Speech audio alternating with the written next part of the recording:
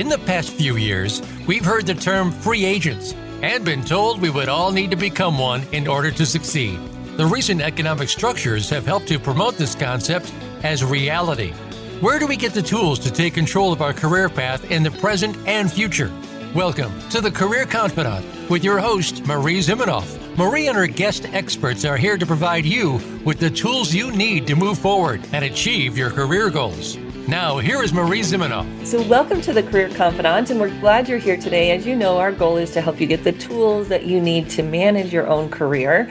And we have an amazing guest today, Amelia Brook, who is going to be talking about how we can use storytelling to go from bland to bold. And I love that phrase, Amelia. And you have gone through, you've been a recruiter, you've gone through a couple of career changes, and now you've gotten into this space where you're doing careers work. You're an amazing writer. So I'm excited for people to hear from you today. Thank you for joining us. Oh, thank you so much. That's lovely. Yes. So tell me a little bit about your background and how did you get into careers work? Absolutely. Oh, thank you so much for having me. My background stems all the way back from when I graduated. I managed to come out into the industry in an amazing time. Very different from where we are now. I had my choice of 3 jobs. I could go into banking, I could go into manufacturing, I could do whatever. And I chose manufacturing because it was one of those organizations where I had the opportunity to work in marketing. I had the opportunity to work in HR. I had the opportunity to work in cost accounting. And I ended up in procurement. And I loved it. I got to travel the world. I got to see how things were made, meet people from different cultures. And I really realized, hey, I'm a people person. And long story short, things didn't go too well in the automotive industry in Australia. So I ended up being picked up by a recruitment company who said, hang on a minute, think about it. You know the difference between a planner, a production engineer, a quality engineer. Come and help us recruit those kind of people and help us to expand the engineering and technical division. So there I was, a recruiter, and I had this amazing long list of contacts from my procurement days and my suppliers who were also looking for a job, and it was just a wonderful experience. I then made a shift to the UK, stayed in recruitment, working for an international firm specializing in engineering and technical recruitment, predominantly mining, infrastructure, oil and gas. So that was a really easy transition for me. But I wanted more. I was placing candidates into roles with big players. And I thought, you know what? I want a piece of that. So I ended up recruiting myself into a major engineering organization. I said, look, you know me as a recruiter, but this is what I also used to do. And from there, I moved up to an oil major. And I worked there for many, many years. And I was loving it. I was big organization, FTSE 100, 80,000 people, surrounded by people constantly. But I had an idea. And it was when I was on maternity leave, I decided, you know what, I'm going to give this a go. I'm going to play it safe. I'm going to side hustle. But when I've got the confidence and I'm ready to make that launch, I'm going to want to run my own business. I want to work for myself, helping people with their CVs, knowing that when I was in my recruitment days, I would look at CVs. And it was heartbreaking because I would be speaking to candidates who I knew were qualified. I could recognize their degree, I recognize their university, I recognize the companies they work for, but the CV itself was letting them down. And I could not put that forward to my clients. So that was the seed of thought that allowed me to progress with the business idea. And here we are today. Oh, I love that. So coming from that position of looking at CVs, which I know you use CV and resume interchangeably, because of course in the UK, CV is what we in the US would call a resume. So when we think about what you would see that didn't serve people, can you tell me a little bit more about what people were doing wrong? Yeah, and it's changed over the years. I mean, back then, the number one thing I would see, and I still do see it, is a cut and paste of a job description. That's the number one thing I would see. So whilst, yes, it may have got the keywords in there, it didn't actually give me any information. And a great example of that is when someone would have a mechanical engineer. And now that can mean a lot of things. You could be on the design side, you could be on the project side, you could be in production and engineering and the quality aspect of things. But people just put mechanical engineer. It didn't help me in any way. So as a recruiter, I found that really frustrating because I was calling candidates and they were saying to me, that's not what I do. The CV didn't tell me otherwise. Yeah, so you weren't able to get what they actually did because they were just giving you that generic job description. So more Totally. recently, you've moved into kind of this power of storytelling. Tell me a little bit about what that shift has looked like, even from just going beyond the job description to now thinking about getting those unique stories into the document. This is really, it's helped me become a better writer. It's helped me become a better coach. So if I look back to when I originally transitioned, I was still working full time. And I couldn't free up time to jump on the phone and speak to clients as I'm trying to establish the business. And as anyone knows who runs their own business, it doesn't matter if you're a fitness coach or if you're a social media manager, what you do, the administrative part of what you do to keep your organization going, sometimes is equal to or more than what you actually love doing. And I look back, it was 10 years ago I started, and I was actually inadvertently increasing the amount of administration I was bringing into my life because I was issuing out questionnaires, I was getting questionnaires back, I was using that information to write the CVs, and I was sending it back. And, customers were happy. But it didn't take long for things to get very repetitious. And I started to question my business. But yeah, if I go back to the example with the job descriptions, as much as I ask people not to copy and paste their job description into my client intake form, into my questionnaire, people still did. So there I was sitting there going, I can't make up these people's career. This is impossible.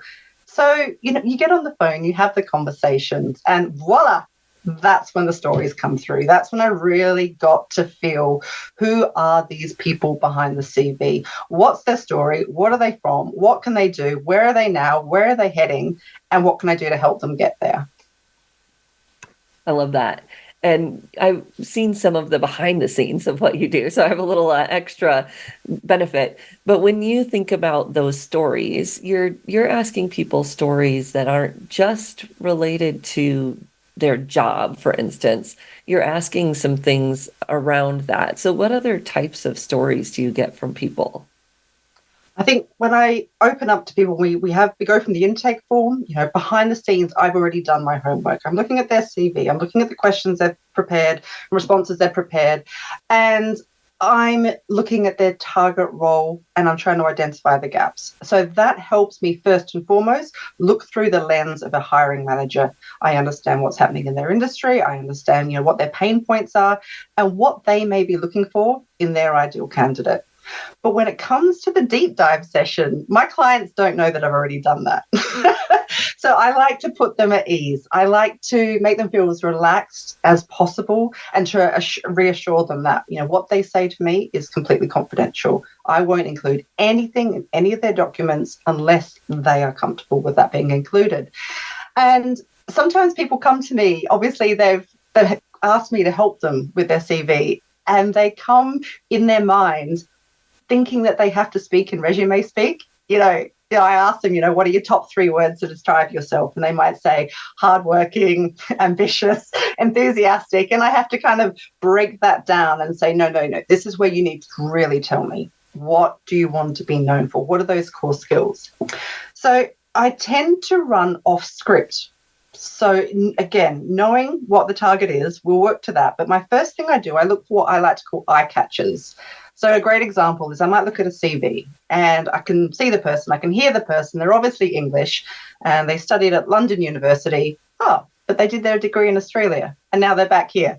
So maybe I'll start off with that because it doesn't have anything to do potentially with what they want to be doing next, but it's a really unique story. That's theirs. They own it. They can tell me about it. And that's a really great footing to start the rest of the conversation on and uncover more stories and allow people to tell more about themselves. Because at the end of the day, I want people to own and leverage their uniqueness because that's what's going to help them stand out.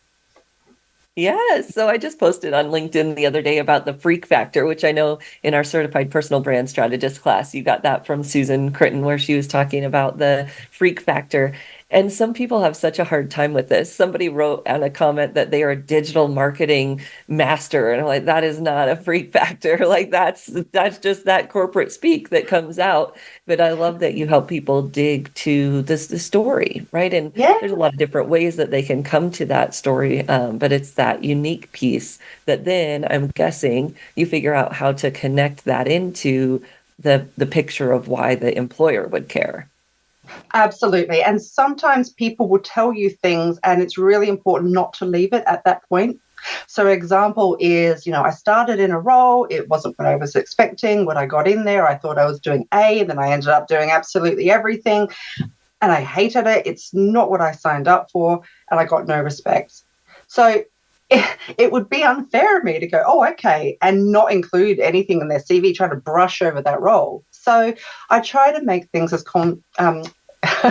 conversational as possible by saying, so what exactly happened? You got in there, it wasn't what you expected, but what happened to the project? Oh, it was a success. They ended up extending it for an extra 6 months and we had to relocate because the office wasn't big enough. Wow, we've just turned a negative into a positive because we kept digging deeper. And that's what I love. I love that. Well, and as you said, sometimes those things that people overcome become that success story, and even more of a success story because of that, right? Because now you've got the context of how that came together. Oh, context is king in my world. I love to know about the context. Yes. So when you're sitting down with people and you're getting well, you said you start with the requirements for what is the employer looking for. Maybe one tip for the individual out there, not a resume writer, but for an individual out there, what are some ways that they could really key in on what does the employer care about? That comes down to them understanding what it is they want out of that role. So when people say to me, I applied for 10 roles, I didn't get any of the roles. What was it about those roles you were looking for? Where do you see yourself fitting in that organization? Oh, it just looked good. Well, I need more than that. I want to know, what is it about that industry? What is it about that job that you're attracted to? And I asked them to go away and look into that. And then they're able to come back to me and say, right, okay, now I understand the challenges. It's limited budget, limited resource. They've got changes in regulations constantly. And I asked them, well, what's your connection to those? Where have you demonstrated either your understanding or being right in the thick of those sorts of issues? Because that's what we want to include in the CV. And yes, you may have a myriad of other amazing content, but it's really important to only include what that hiring manager wants to see based on what's going on in their industry, based on what's in their organization and their team. Yes, that's so great. Well, I'm excited. We're going to take a short break and then we're going to come back. But Amelia is speaking at our symposium in Lisbon, April 10th through the 12th, about storytelling and how to help you take your resume writing. So this is for professional resume writers and career coaches, how they can take their resume writing from bland to bold. So we're going to take a short break. And when we come back, we're going to dive in a little bit more to the process that she uses to do that and some of the takeaways that you'll get from this session in Lisbon. We'll be right back in just a few minutes.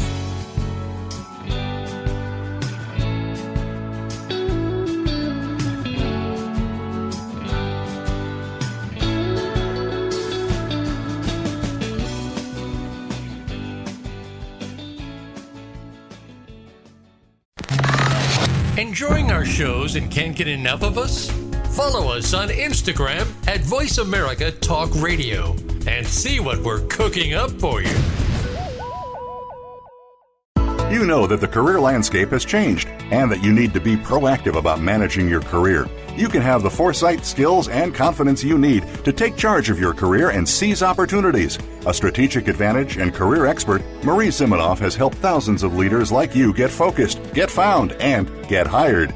Visit getcareersmart.com to find out more. That's getcareersmart.com or call 800-521-2080 to schedule your complimentary consultation. Voice America programs are now available on your favorite connected device, including Amazon, Alexa, and Google Home. Through streams with Apple Podcasts, TuneIn, and iHeartRadio, listening to your favorite show is as easy as saying the show name followed by the word podcast. Hey, Alexa, play Finding Your Frequency podcast. If that doesn't work, try adding on TuneIn or on iHeartRadio or on Apple Podcasts. When it comes to business, you'll find the experts here. Voice America Business Network.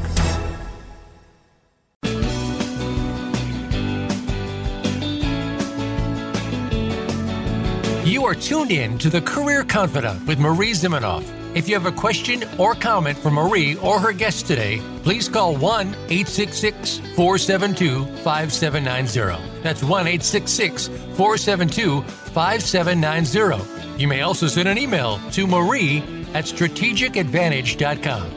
Now, back to The Career Confidant. Welcome back to The Career Confidant, and today we're here with Amelia Brooke, and we have been talking about how storytelling fits into your resume to really go beyond that bland. Yes, you're qualified, you have the keywords, but so do maybe dozens of others, right?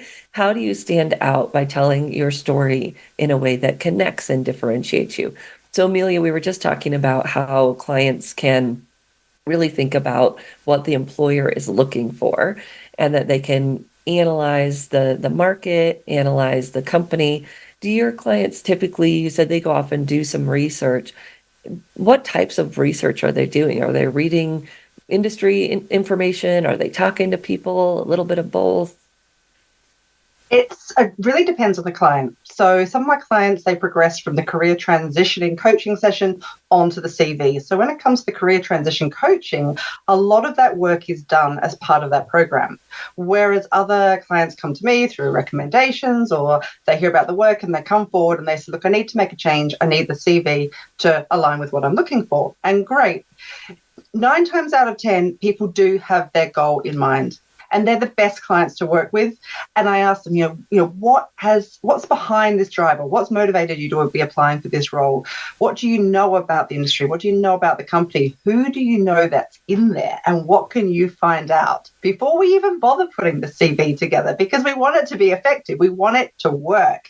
And that really kind of empowers the clients to go away and have a look at what there is happening. And one of the questions I always ask them, what problems, what challenges are happening in the industry right now? What's keeping the hiring manager awake at night? What are their pain points?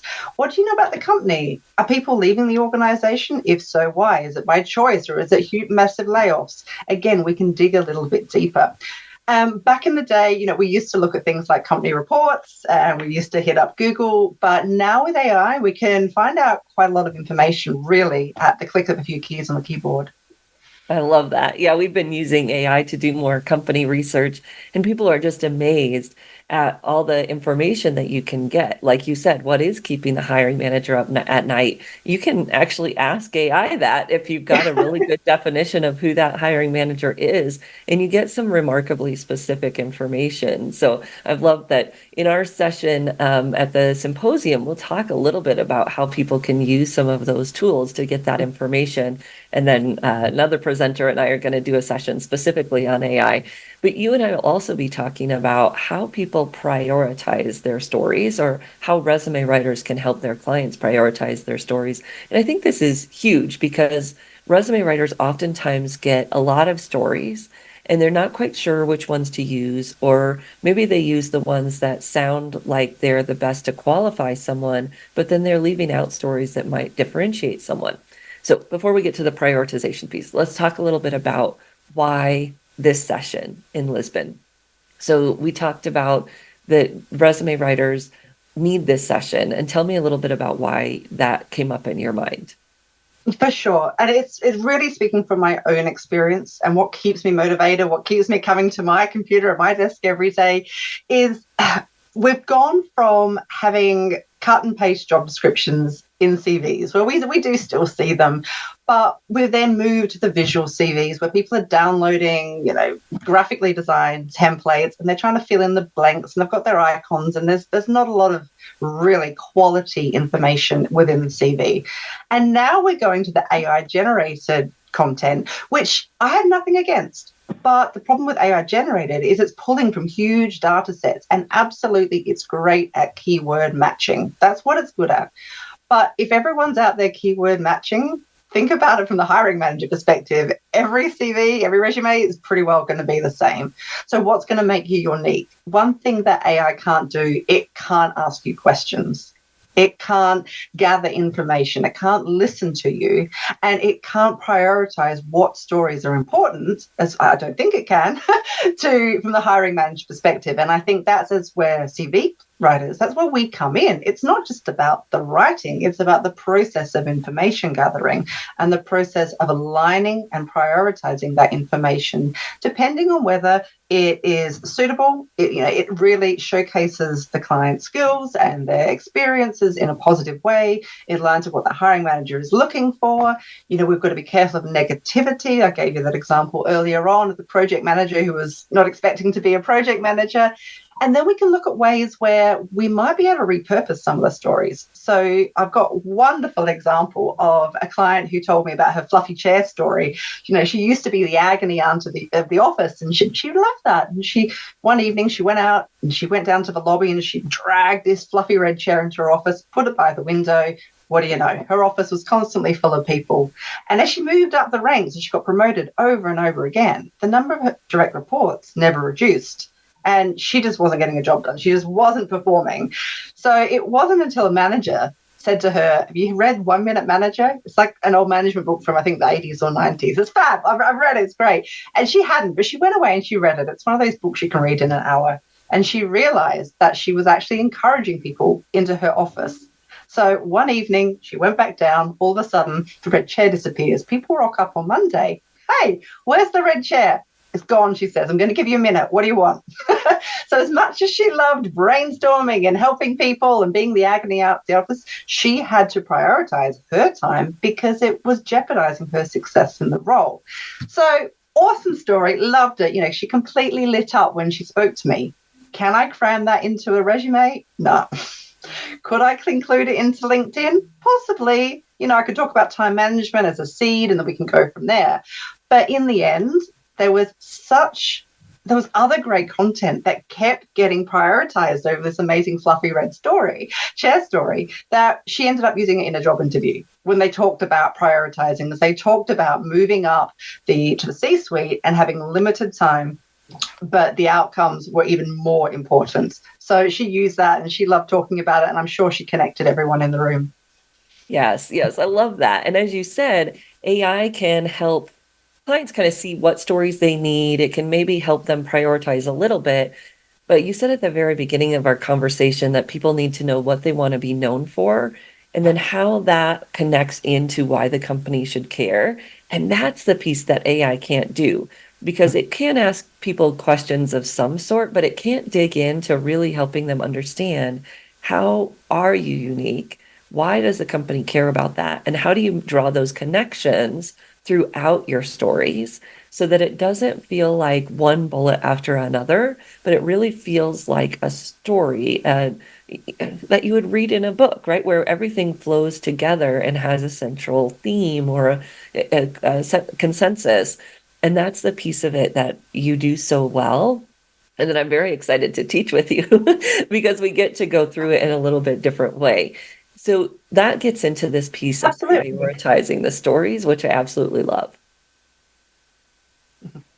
The prioritization, everyone has a different approach to it. Some people can do it mentally, they just do it naturally. But I've created a very simple prioritization tool. And it basically, once you've been able to determine whether or not a story is good, bad, or has potential to be either adjusted or used elsewhere, then we need to work out, what are we actually going to include in this resume? What's the number one message we need to get across? And again, as you're saying, we need to have that running through the resume, running through the LinkedIn profile, running through the social media posts. And then when they get to the interview, they're going to shine because they know this content, they know their story, they know what they stand for right at this very beginning stage.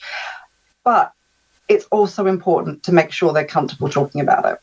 So we spoke at the beginning about delivering trust and creating trust in the relationship. Sometimes we hear things that are really, really sensitive, and as good as we think they are, we cannot include it in the resume. We just ethically can't. If the client is not happy talking about it, it's part of the history they want to forget, and there is no way to turn it into a positive. So that's where a lot of collaboration between the writer and the client can take place. And as you're doing that, again, we're building credibility, we're building trust with our client. And really, nothing more is as important to that, because we need to then carry this resume forward to the job searching process stage, to the interview stage, and then even beyond.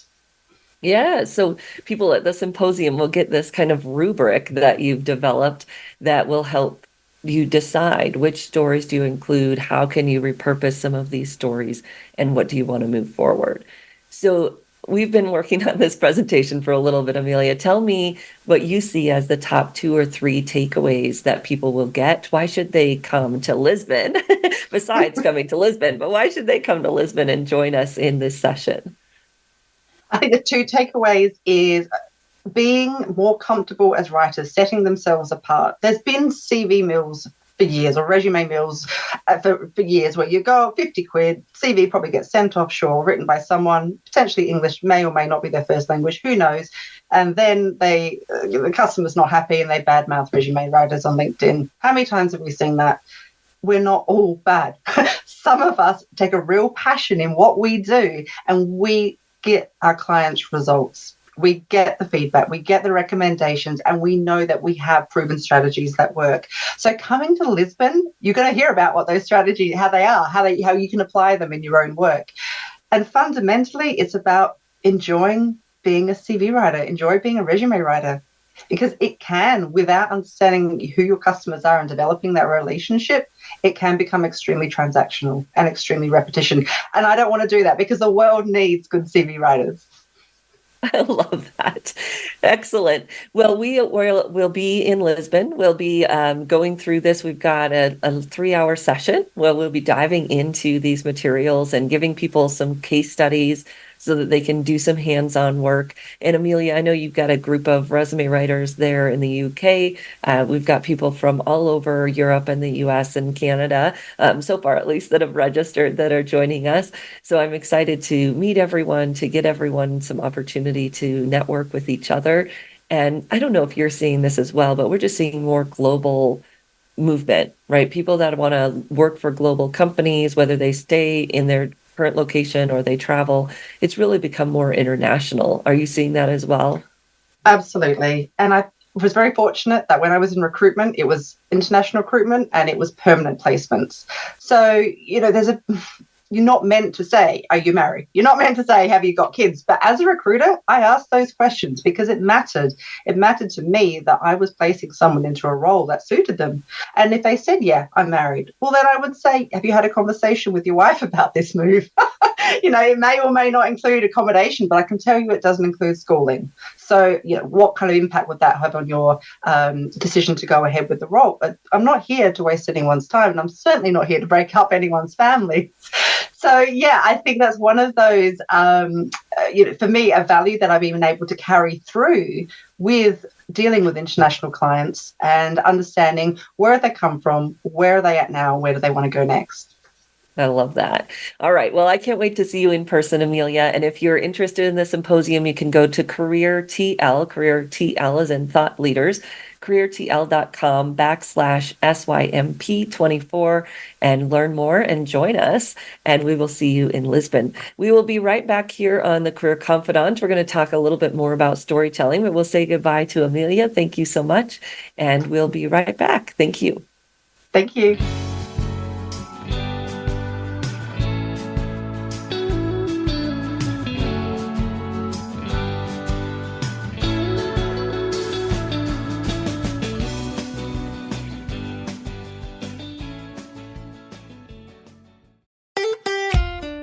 Follow Voice America at Facebook.com/Voice America for juicy updates from your favorite radio shows and podcasts.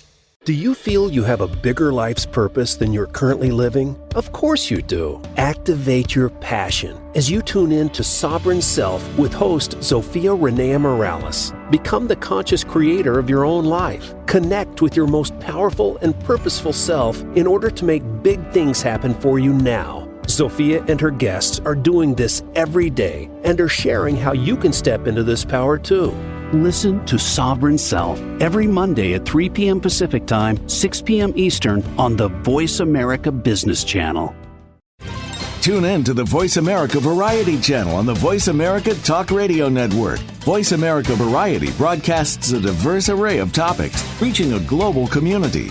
Our experts come from all walks of life, and the topics they discuss are everything from current events, arts and entertainment, leadership, parenting, relationships, self-improvement, career advice, and a variety of other topics. Check us out today. You're sure to find something of interest. Voice America Variety. Talk on today's hot topics. From the boardroom to you, Voice America Business Network.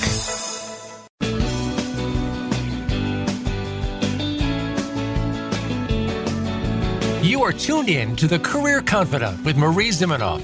If you have a question or comment for Marie or her guest today, please call 1-866-472-5790. That's 1-866-472-5790. You may also send an email to marie@strategicadvantage.com. Now, back to The Career Confidant. So welcome back to the Career Confidants, and today we've been talking with Amelia Brooke about how storytelling can work in your resume. And we talked a little bit about the importance of understanding what really matters to the audience and what is really unique about you. And those are the two cornerstones of personal branding. So you hear a lot about personal branding, and sometimes it gets spun as a marketing thing or, a spin, put your spin on things. But when it comes down to it at its core, that is personal branding. What is really unique about you and true about you? Because we can't build a brand on something that's not true. That becomes your, sand foundation that just washes away. And what matters to the audience. And of course, that changes depending on your audience, but you're always got that foundation of really understanding yourself so that you can pick the pieces of that authentic, unique value that do matter to whichever audience you're targeting. Now, most people really haven't done very much work on either of those, if we're honest, right? We just don't get that much time. Whether you're a business owner or looking for a job or a leader, we work with all different audiences, and most of them have the same challenges. That although there may be some tools they've used to gain self-awareness, they've never really sat down to think about, what do I want to stand for? What do I want to be known for? What is it that I bring to everything that I do?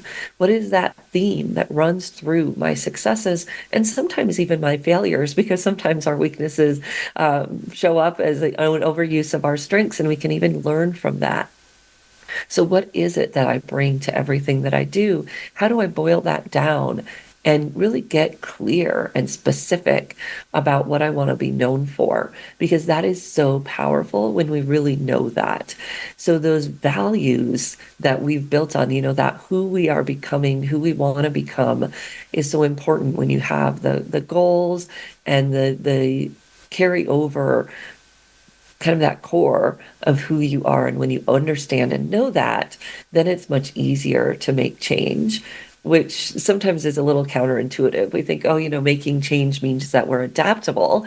And that is true, but actually you're most adaptable when you really have that strong core and you understand who you are, because then you can take that same idea of who you are and adapt it into the audience versus trying to change everything about who you are.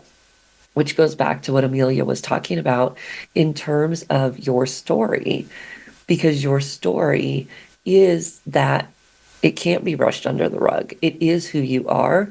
And when we figure out that uniqueness and then we can connect it to the value of why the audience will care, then you have that hook, right? Everybody always talks about the hook in marketing. And there's a hook for each of us every time we're connecting with an audience. But we've got to figure out what that is by understanding those two cornerstones. Who are you? What is your unique thread? And then why would the audience care? Now, on this audience research side, we've been doing a lot of work and having a lot of fun, honestly, using the tools that are available to us now to really better understand our audience. So we've been playing around a lot with Gemini, which used to be Bard. Google changed the name. There is still a free version of that we've been using with very great success. And of course, the free version of ChatGPT. Now, the free version of ChatGPT is going to be okay for most markets. For some that are really emerging or very volatile, it may not be as great because, of course, that free version of ChatGPT doesn't plug into the most current data, but it's only about a year behind. So it's not that big of a deal in most markets. But the thing that a lot of people don't understand is that those systems can go out and gather information about a company in a split second, from press releases to their SEC filings to anything that they have that is public on the internet. You can get that through these systems. You just have to know what to ask. And actually, it's not that hard. You know, the prompt engineering, I believe that talk is way overblown to get you to buy prompts. It's really just about understanding, what do you want to know? What are a few of the sources where that may come? And how do you want to put that information together? So for instance, in Gemini, I can ask, what is going on with a company? Give me a financial summary of their last SEC filings, and it will do that. And then I can say, tell me about some of the challenges that they're facing, and it will tell me about some of the new products and things they have planned, and it will pull from press releases and put that together. Tell me about what's going on in the industry that that company is in, and it will tell you. And it's pulling from all of these news sources and news sites. And you can't just use that one thing as a source. You want to go out and you want to find where are they getting that information, and you can ask it, right? What are some of the sources that you've pulled from? We can go out and check those and read those, can ask it to include other sources if I'm knowledgeable about the industry and want to pull that information in.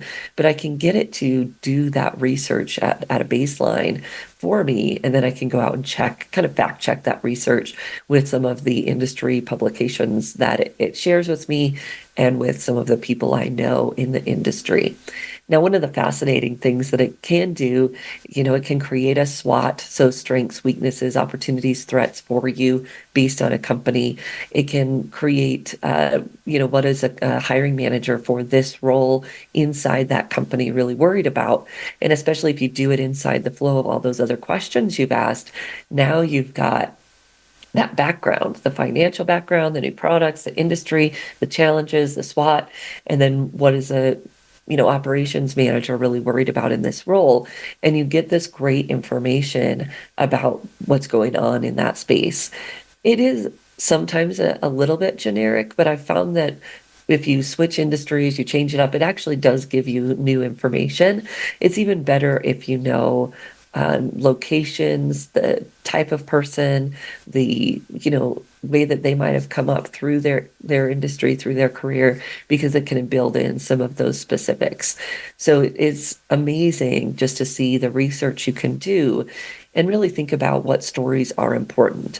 Now, one of the things we just recently tried was plugging in to all that background information. We were working with someone in automotive and kind of plugged in all that background information, what's going on in that space right now, target company that the client was targeting, and said, okay, here's their resume. What are the top stories I should highlight in the cover letter related to what the company is looking for? I didn't ask it to write a cover letter, because when you ask it to write a cover letter, it looks at all the generic junk cover letters that it sees online, which are typically not great, right? Especially since those systems are pulling things from Reddit and Twitter and junk sites as far as good career information is concerned. So we're not going to ask it to write the full cover letter, but we are going to ask it, what are some of the top stories that I might want to pull from my resume, given that this is what the company is facing, based on all that pre-work we just did. And it did a really good job of doing that. So these are the points that I might want to highlight in my resume summary or in my cover letter based on the research of the industry and the stories that are in my resume. Now, as we were saying, the reason that those great stories are in the resume isn't because AI wrote them. It cannot write your stories. It can only write fiction. It can only write fiction. It can write other people's resume stories, the stories that it gets online from big data sets, but it cannot write your stories. And this is so important for people to understand, that you've got to create your own stories. You can use theirs as inspiration, you can get ideas, you can see what types of stories you should be telling. But in the end of the day, You have got to tell what happened at your workplace. What did you do? What did you accomplish? What were your results? Because that's what really matters.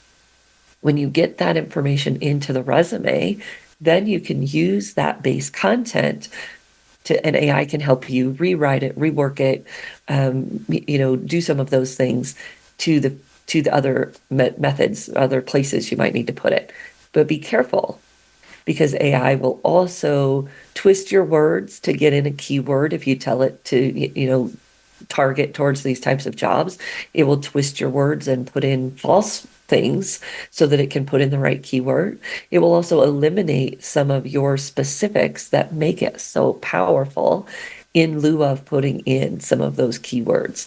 So I don't often ask it to rewrite or target towards something because I know it has those tendencies, but I do ask it to, pull the top 3 stories, condense this, write this into a story. And then I've got that great information that I can use. Then I can do some analysis. I can compare, what's missing out of this story, what's missing out of that. I can do those comparisons, but I need to be able to write those stories and fill the gaps myself, because if I tell AI to do it, I have too many negatives. There's too many, falsities that it's including, specifics that it's eliminating to include the keywords, and played around with the prompts quite a bit and can't figure out how to get it to stop doing that. Just like it just doesn't do that. It wants to use its nomenclature, its language model. And so that's what you get. So when you're thinking about your stories, it's really thinking, what am I? Who am I? What are those themes that go throughout my career? What is my unique promise of value? And then why does the audience care? What stories really matter to them? And what language do I want to tell them in to hook that audience right away?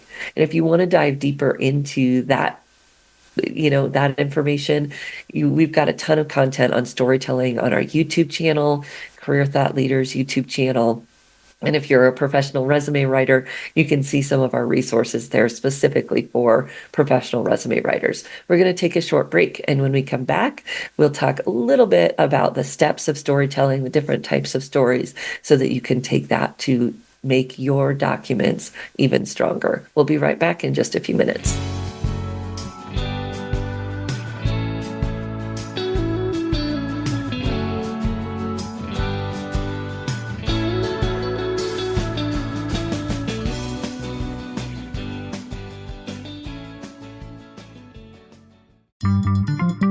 Voice America is on LinkedIn. Connect with us today.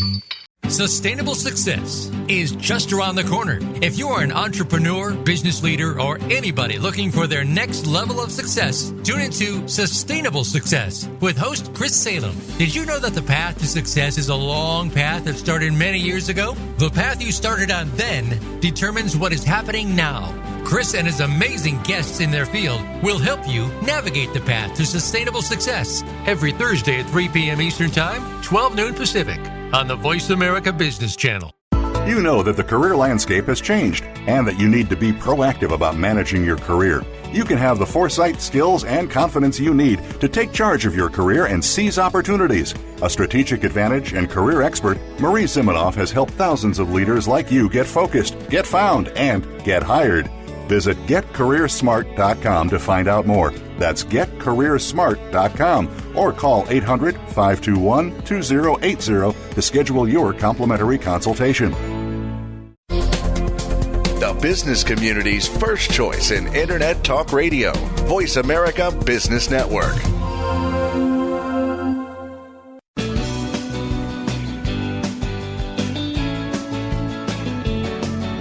You are tuned in to The Career Confidant with Marie Zimenoff.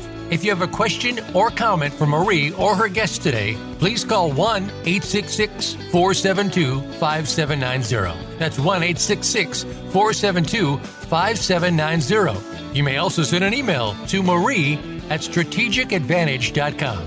Now, back to The Career Confidant. So when we talk about storytelling in resume writing, and that's what we've been talking about today, it's really important to understand that there's a lot of different types of stories that you can tell in your resume, in your LinkedIn profile, or even in your interviews that can help you stand out.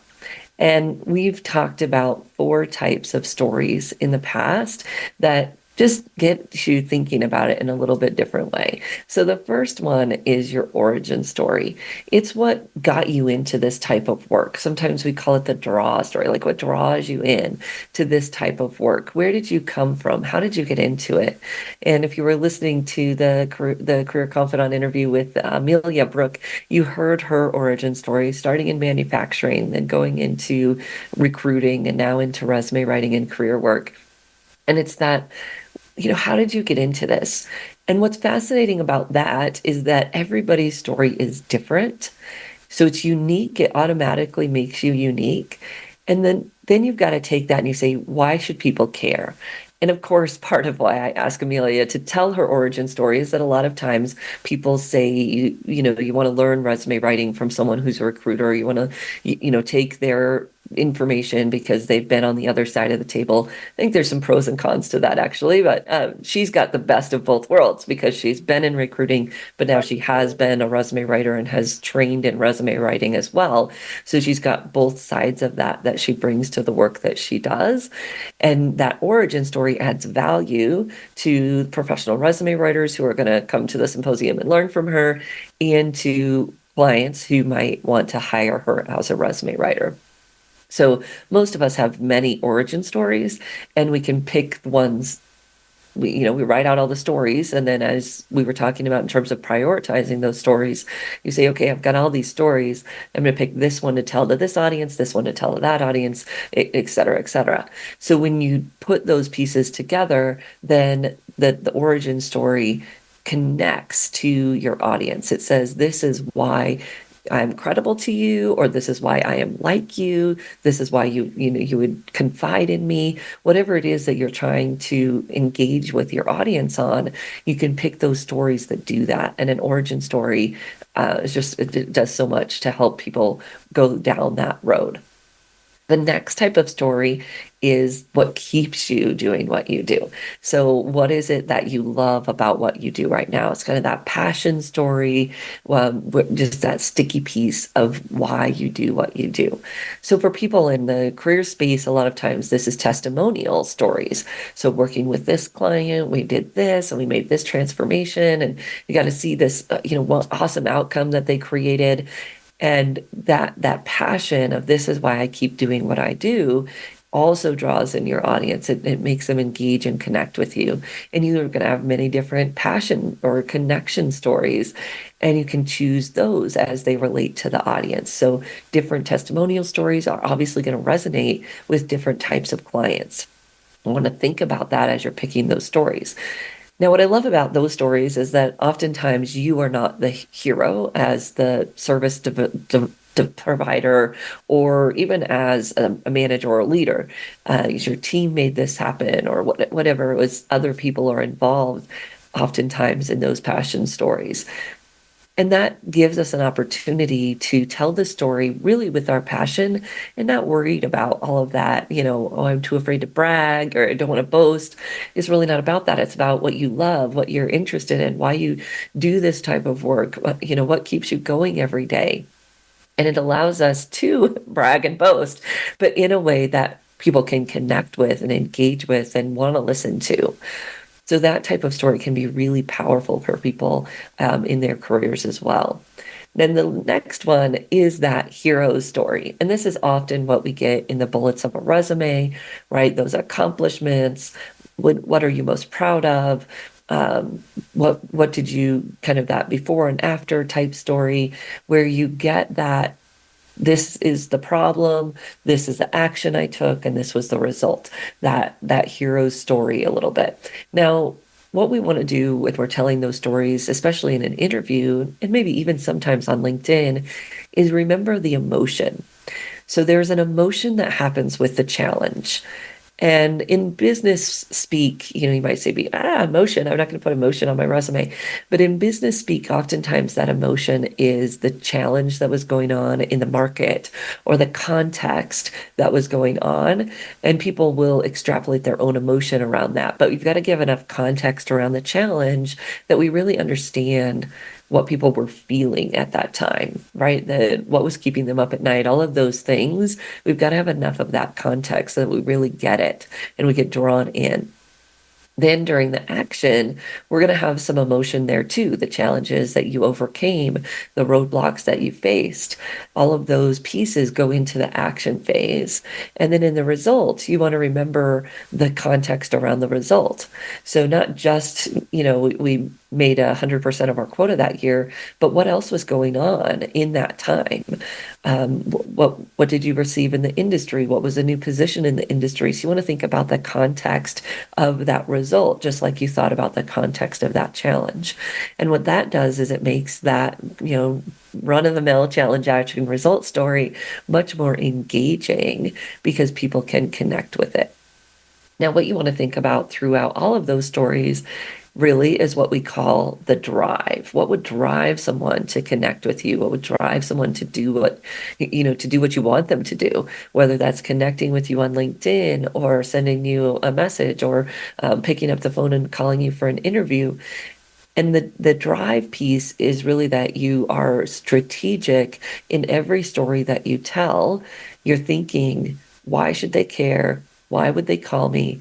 And then you're really specific, which obviously in a resume and cover letter, you've got that specific call to action. But even in your LinkedIn profile, is there a way that people know what they should do next? I'd love to connect with you. Hit the connect button, or, feel free to reach out via email, and here's my email. We don't see that enough at the end of people's LinkedIn About section. Sometimes I see it, but you've got to be careful that it's not too spammy looking or people won't do it. It's got to be that genuine, this is how you can connect with me if what you've read above is of interest. And you want to make sure that that is obvious and easy. So if you're doing some of your work in storytelling, I'd encourage you to check out our ResumeWritingAcademy.com directory. You can find someone there that can help you with your resume, help you with your storytelling. If you are a professional resume writer, you'll find resources there to help you get better. And of course, we'd love for you to join us in Lisbon, April 10th through 12th, 2024. And we will be there for our annual symposium, careertl.com/SYMP24. Now, if you're listening to this later and you missed it, we do one every year. We'll be back on the East Coast in 2025. And if you check out the Career Thought Leaders website, you'll find that there as well. Thank you, and we will be right back here again next week on The Career Confidant with more great guests and information to help you take control of your career in the future. And we will be right back next week on The Career Confidant.